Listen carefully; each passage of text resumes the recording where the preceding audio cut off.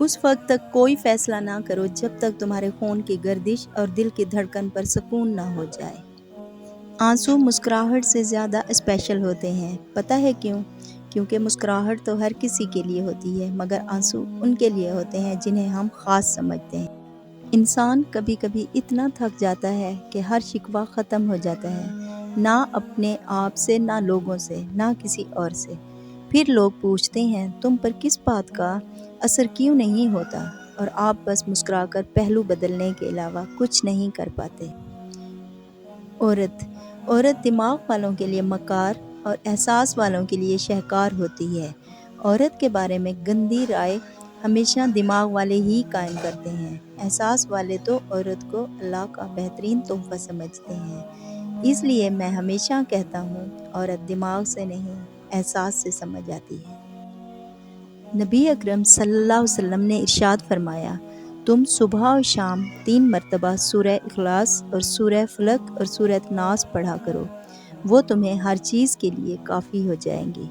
یا رسول اللہ، میری آنکھ نے آپ جیسا خوبصورت ترین پیکر نہیں دیکھا، اور آپ سے بڑھ کر حسین و جمیل کسی ماں نے جنم نہیں دیا۔ کچھ لوگ اپنی اکڑ کی وجہ سے قیمتی رشتے کھو دیتے ہیں، اور کچھ لوگ رشتے بچاتے بچاتے اپنی قدر ہی کھو دیتے ہیں۔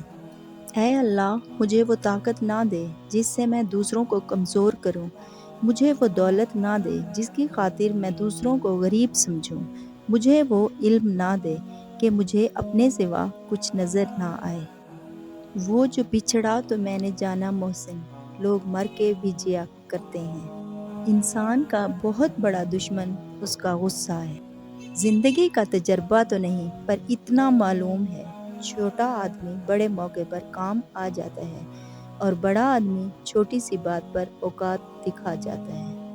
حق حق ہی رہتا ہے، چاہے اس کے ماننے والے 2-4 ہی کیوں نہ رہ جائیں، اور باطل باطل ہی رہتا ہے، چاہے ساری دنیا اس کا دم کیوں نہ بھرنے لگ جائے۔ کچھ شامیں ایسی ڈھلتی ہیں کہ سورج کے ساتھ ساتھ ہمارا دل بھی ڈوب جاتا ہے۔ ڈوبا ہوا سورج تو اگلی صبح پھر نکل آتا ہے، مگر جو دل ایک بار غروب ہو جائیں وہ پھر کبھی طلوع نہیں ہوتے۔ برائی کے بازاروں میں اچھائی کا سامان تلاش کر، کبھی چاہت دریافت کر، کبھی مخلصی تلاش کر۔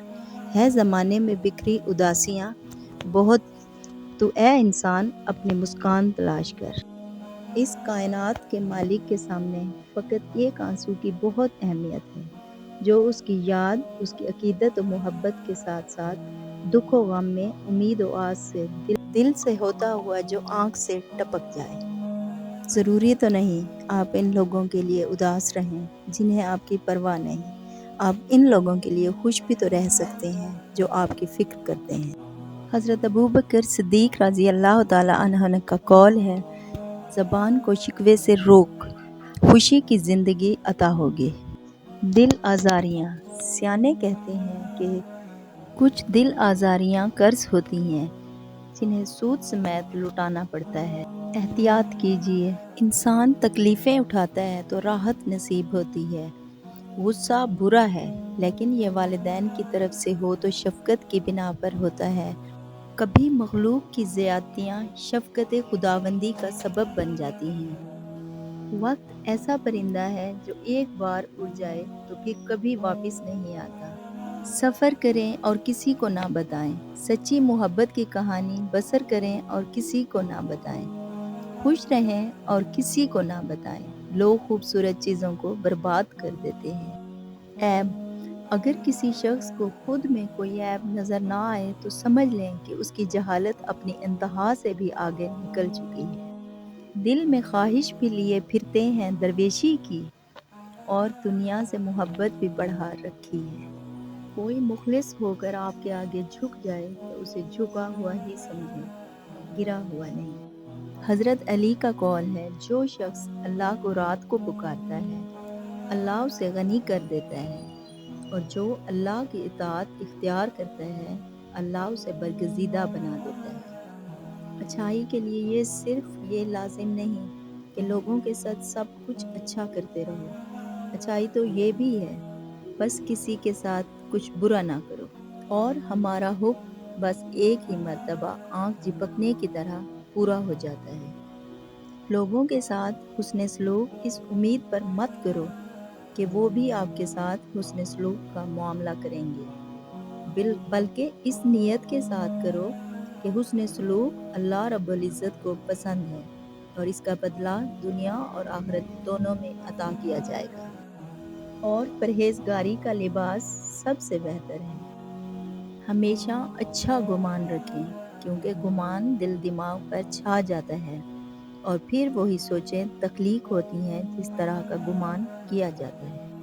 ضبط دریا کا بھی بہت دیکھا ہے ہم نے، بوجھ پڑتے ہی کناروں سے الجھ پڑتا ہے۔ جب کوئی مسلسل کیل کی طرح چبھنے لگے تو ہتھوڑی بنو اور اسے ٹھوک دو۔ آم دنیا کا میٹھا ترین پھل ہے، مگر اس کی ڈنڈی والی جگہ انتہائی کڑوی ہوتی ہے۔ جانتے ہو کیوں؟ کیونکہ اس جگہ سے آم کو درخت سے جدا کیا جاتا ہے۔ جدائی ایسے ہی کڑوی ہوتی ہے۔